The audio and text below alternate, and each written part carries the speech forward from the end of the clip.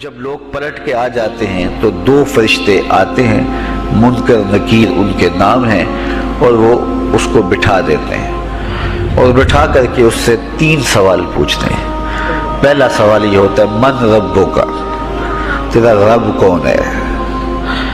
اب کوئی مانے یا نہ مانے، رب تو سب کا اللہ ہی ہے، یہ تو حقیقت ہے، یہ تو طے شدہ ہے، لیکن جو عقیدہ دنیا پہ رہا ہوگا وہی عقیدہ اس کے لہجے میں آئے گا۔ تو اگر ہم اپنے رویے سے، اپنے عمل سے، اپنے عقیدے سے واقعی اللہ کو رب مانتے ہیں تو پھر قبر میں جب سوال ہوگا من ربک، تیرا رب کون ہے، تو پھر کبھی بھی جواب دیتے جھجک محسوس نہیں ہوگی۔ بندہ عرض کرے گا رب اللہ، میرا رب اللہ ہے۔ دوسرا سوال قبر میں یہ ہوگا کہ ما دینوں کا، تیرا دین کون سا ہے؟ مختلف ادیان دنیا کے اوپر موجود ہیں، لیکن اسلام کے بعد اب کسی اور دین کو قبول نہیں کیا جائے گا۔ ارشاد فرمایا کہ اللہ تعالیٰ اسلام کے علاوہ کسی اور دین کو قبول نہیں کرے گا۔ اب اس نے اگر اپنا طرز زندگی، اپنا انداز معاشرت اسلام کی مطابقت میں رکھا ہوگا اور دین کو اس نے دین سمجھا ہوگا، اسلام کو ہی اپنا دین، عملاً رویتاً ہر خوشی غمی کے موقع پہ اس نے اسلام کو ہی ترجیح دی ہوگی، تو پھر اس کو کوئی جھجک نہیں ہوگی جواب دیتے ہوئے کہ میرا دین اسلام ہے۔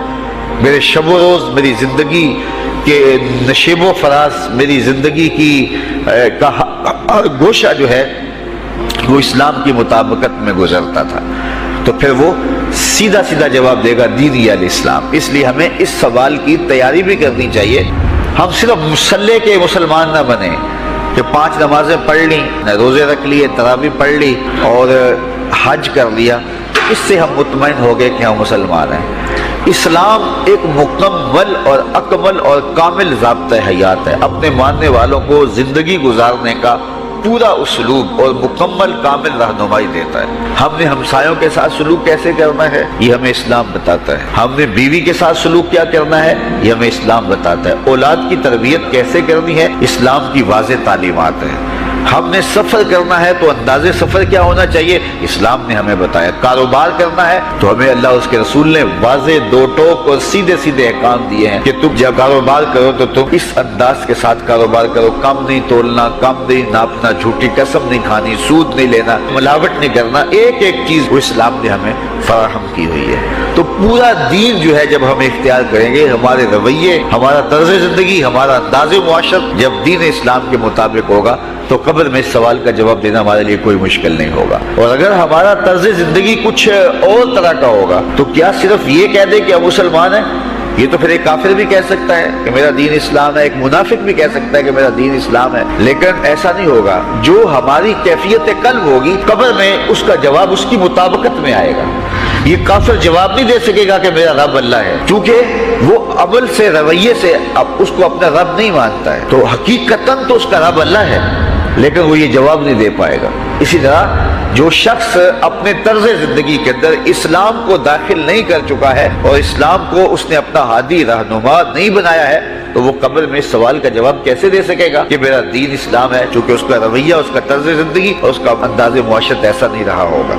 اس لیے ہمیں اپنی زندگی کے شب و روز کو اسلامی تعلیمات کے سانچے میں مکمل اور کامل طور پر ڈھالنا ہوگا، تاکہ جب قبر میں سوال ہو تو ہم جواب دے سکیں کہ ہمارا دین اسلام ہے۔ تیسرا سوال فرشتے پھر پوچھیں گے حضور علیہ الصلوۃ والسلام کے روضہ دور سے اور قبر کے درمیان سے پردے ہٹا دیے جائیں گے اور رسول کریم صلی اللہ علیہ وسلم سامنے ہوں گے، اور فرشتہ حضور کی طرف اشارہ کر کے کہے گا ما کنت تقول فی ھذا الرجل، ان کے بارے میں زندگی میں کیا کہا کرتا تھا۔ تو یہ حضور علیہ الصلوۃ والسلام سامنے ہوں گے اور یہ سوال پوچھا جائے گا۔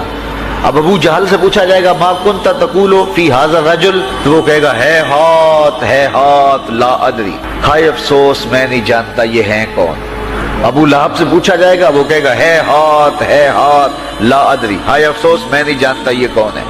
اچھا جانتا نہیں تو پتھر کس کو مارتا تھا، جانتا نہیں تو گڑے کس کی راہوں میں کھدواتا تھا، جانتا نہیں تو اوجریاں کس کے اوپر ڈلوایا کرتا تھا، آنکھیں پھاڑ پھاڑ کے تو ساری زندگی دیکھتا رہا، لیکن آج ابو جہل قبر میں اترا، حضور کی صورت نورانی سامنے ہے اور پوچھا گیا کہ یہ کون ہے، یہ نورانی چہرے والے کون ہیں؟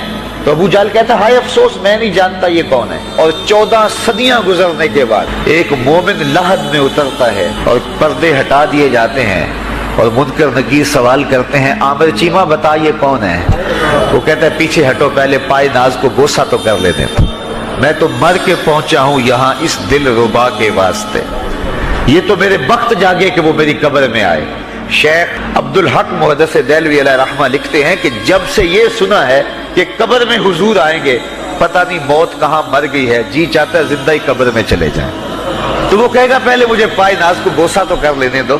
میں تو زندگی کے بھر میں انتظار ان کا کرتا رہا اور ان کے بارے میں پوچھ رہے ہو یہ کون ہے. تو وہ فوراً جواب دیتا ہے یہ تو وہی میرے آقا و مولا ہیں جن کے لیے ساری زندگی تڑپتا رہا اور ان کی زیارت کی آرزوئیں اور تمنائیں کرتا رہا.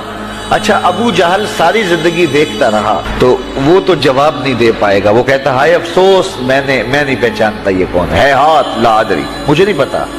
اور 14 صدیاں گزرنے کے بعد ایک مومن لحد میں اترتا ہے تو وہ فوراً کہتا ہے یہ تو وہی ہیں جن کے لیے زندگی گزار آیا ہوں. تو جس نے دیکھا تھا وہ پہچان نہیں سکتا اور صدیوں بعد جو دنیا کے اوپر آیا وہ فوراً پہچان بھی رہا ہے اور پائے ناز کو بوسے بھی کر رہا ہے.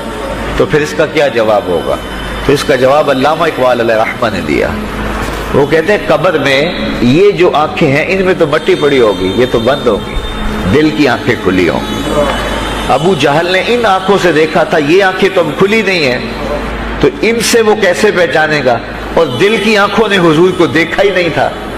اور یہ صدیوں گزرنے کے بعد جو مومن لحد میں اترتا ہے اس کی گو ان آنکھوں نے نہیں دیکھا تھا لیکن مومن کے دل میں حضور ہی بستے ہیں, اس لیے اس کی آنکھوں نے, دل کی آنکھوں نے حضور کو دیکھا اور پہچان لیا. اس لیے کہ دل کی آنکھوں نے حضور پہلے بھی دیکھے ہوئے تھے اور دل آرزو میں مچلتا رہا, اس لیے دل کو پہچاننے میں دیر نہیں لگی. تو وہاں یہ آنکھ نہیں پہچانے گی, یہ آنکھ پہچانے گی. تو حضور علیہ الصلوۃ والسلام کے حوالے سے جب سوال ہوگا, اگر اس سوال کا جواب نہیں آیا تو پھر جہنم کی کھڑکی کھول دی جائے گی, اور اگر اس سوال کا جواب آیا تو پھر جنت کے دروازے کشادہ کر دیے جائیں گے.